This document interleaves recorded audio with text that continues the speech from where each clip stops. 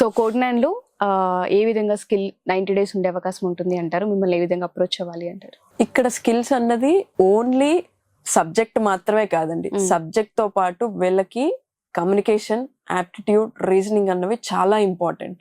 ఇది recruitment team నుంచి వచ్చిన ఫీడ్బ్యాక్ మాకు.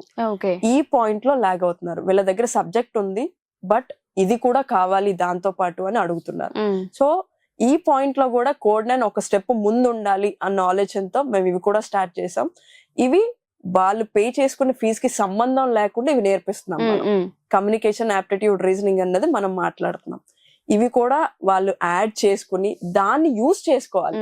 చాలా మంది ఎలా ఉన్నారంటే స్టూడెంట్స్, మాకు అవి వచ్చినాయే కదా, ఇక్కడ క్లాస్ కి అటెండ్ అయ్యి మేము నేర్చుకోవాలా, ఈజ్ ఇట్ నెసెసరీ, మాకు అవసరం లేదు అని ఓవర్ కాన్ఫిడెన్స్ లో ఉన్నారు. అది కనుక మనం తీసేసి ఉన్న ప్రతి దాన్ని యూజ్ చేసుకుంటే కోడ్ 9 లో ఆ స్కిల్ బిల్డ్ చేసుకోవడం అనేది చాలా ఇంపార్టెంట్. ఇక్కడ అది పెంచుకుంటే వాళ్ళు ఈజీగా క్రాక్ చేసుకోవడానికి హెల్ప్ అవుతుందండి. ఆ స్కిల్ అనేది చాలా ఇంపార్టెంట్. మీకు అన్ని చోట్ల ఈ స్కిల్స్ దొరకవండి, కోడ్ 9 లో మాత్రమే దొరుకుతాయి. ఆ దొరికిన దాన్ని యూజ్ చేసుకోగలగాలి మనం.